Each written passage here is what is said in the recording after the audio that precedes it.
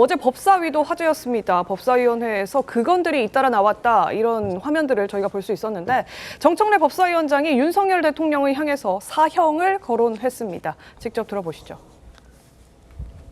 지금 여러분들께서는 아니 헌법재판소에서 왜 내란죄를 빼냐, 내란죄로 극형에 처해야지 이렇게 주장하시는 거 아니겠습니까?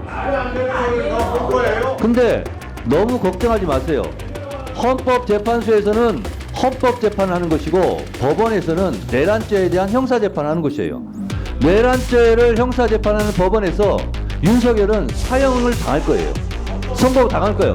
그러니까 헌법재판소에서 내란죄를 헌법으로 판단한다고 해서 너무 걱정 안 하셔도 돼요. 윤석열은 법원에서 내란죄로 사형 선고 받을 거예요. 너무 그렇게 걱정 안 하셔도 돼요. 여기가 이렇게 감당이 아니잖아요.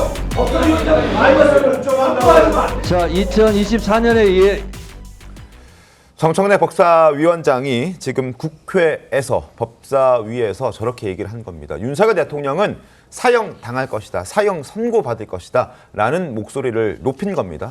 카메라가 있고 국민들이 보는 저 상황에서. 그러니까 국민의힘 측에서는 이거 광장 아니지 않느냐, 너무 지나친 것 아니냐라는 지적들이 나왔는데요. 송영 변호사님 어떻게 보셨습니까? 위원장이 저렇게 발언하고 있으면 저게 회의가 되겠습니까? 위원회 진행이 정상적으로 되겠습니까? 당연히 저거는 뭐 파행을 빚을 수밖에 없다고 생각을 하고, 사실 저것은 광장에서 하더라도 국회의원이 할 만한 발언으로는 적절하지 않아요. 사법적인 판단에 대해서는 사법기관에 맡겨놓는 것이 맞고, 네. 국회는 국회에 할 일이 따로 있는 것이죠. 사실 뭐 정청래 법사위원장이 그동안에 워낙에 품위를 잃은 발언을 했던 것이 한두 번이 아니기 때문에 제가 뭐 거기에 대해서 일일이 왈가왈부하고 싶지는 않습니다만은, 입장을 바꿔놓고 생각해 봤을 때 법정 최고형이 사형이라고 해서 법사위원장이 저렇게 공개적으로 사형을 받을 것이다 라고 언명을 하면은, 어떤 민주당 국회의원에 대해서 뭔가 사법적인 의혹이 제기되고 있을 때 네. 법정 최고형이 징역 10년이라고 해서 징역 10년을 받을 거예요 라든가, 또 법정 최고형이 무기징역이라고 해서 무기징역을 받을 거예요 라고 하면, 그런 식으로 했을 때 국회가 돌아가겠습니까? 제발 좀 다들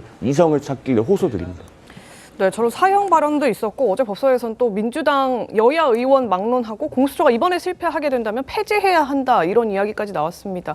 강성필 부위원장님, 공수처를 만든 정당이 바로 민주당인데 네. 바로 이렇게 폐지 발언을 하는 것에 대한 부담은 좀 없으신가요?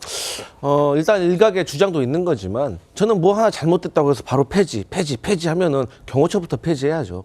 그렇기 때문에 우리가 이제 이 사건에 대해서 왜 이렇게 상황이 벌어졌는지에서 좀 살펴봐야 될 이유가 있는데, 과거 이제 문재인 정부에서 공수처가 출범을 했지만 사실 지금까지 윤석열 정부를 거치면서 공수처에 대해서 제대로 된 지원이 있었는지, 공수처에서 지금 인원이 처장과 차장 포함해가지고 검사가 25명이고요. 수사관이 40명밖에 되질 않아요. 여기에 대해서 문재인 그 정부 이후에 이 정부에 와서도 정부에게 예산과 인력을 늘려달라고 요청했지만 외면된 겁니다. 그러니까 제대로 된 어떤 지원이 되지 않은 상태에서 무조건적으로 폐지해야 된다라는 것은 좀 어폐가 있는 것 같고, 하지만 그럼에도 불구하고 이번에 네. 1차 집행과 관련된 것은 좀 다른 문제이다. 하지만 어쨌든 추후에 여야가 좀 합의를 해가지고 이 공수처를 무조건 없애기보다는 제대로 좀 개선을 해서 인력 지원할 건 지원을 해가지고 좀 제대로 된 공수처를 만들 필요가 있다. 왜냐하면 이 공수처가 탄생한 취지가 있는 거 아니겠습니까? 네. 기소 독점권이 검찰에만 있기 때문에 거기에 대한 여파 그리고 국민적인 불신이 크기 때문에 만들어진 거기 때문에 또 그 취지를 살려야 될 이유도 있다고 봅니다. 아니 그런데 공수처가 만들어진 지 지금 5년이 다 돼가잖아요. 1년에 200억씩 예산을 쓰면서 1년에 유죄 판결 하나도 못 받고 체포도 못하고 구속도 못하는 그런 공수처를 어디다 씁니까? 지금 이 12월 3일 비상계엄 선포 사태는요, 검찰이 수사를 거의 한 90%는 해놨습니다. 그 공소장에 보면은 김용현 전 장관의 공소장에 아주 일목요연하게 정리 잘 되어 있거든요. 그리고 공수처는 스스로 체포는 못해서 경찰에게 일임을 한다고 했다가 그 일임을 할 법적 근거가 마땅치 않아서 철회하는 소송까지 빚었어요. 그러면은 그런 공수처는 도대체 왜 필요한 거죠? 공수처 검사의 도장이 필요합니까? 근데 그 공수처 검사의 도장을 찍어주기 위해서 우리 국민이 1년에 200억 원씩 그 혈세를 지출을 해야 됩니까? 그런데 공수처하고 지금 검찰하고 경찰 인력을 보세요. 그러니까 그래서 제가 말씀드린 거 아닙니까? 아니 경찰이 이번에 그 수사에 들어간 투입된 인력이 120명, 검찰이 100명, 공수처 40명이에요. 그러니까 제가 말씀드리잖아요. 공수처가 무능한 면이 있다. 하지만 그 무능의 기원에 대해서는 어쨌든 간에 제대로 된 인력과 예산 편성이 안 된 면도 있다. 그래서 말씀드리는 거예요. 근데 네.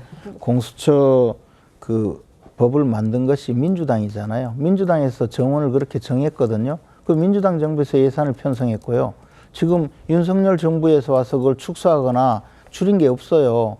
이게 세상에 그 전 세계에 이런 목적으로 만든 수사기관이 없어요. 공수처는 출범 자체가 잘못된 기구이기 때문에 수사기구로서 활동할 여력이 별로 없다고 봅니다.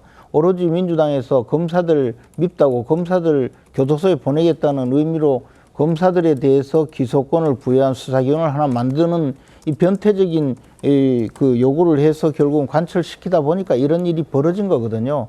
수사기관 본연의 역할을 하게 만들려면 공수처를 하루빨리 폐지하고 경찰, 검찰의 본연의 업무에 충실하도록 만들어주는 게 좋습니다. 이번 일도 경찰이나 검찰에 수사를 했다면 이런 꼴은 안 당했을 겁니다. 알겠습니다.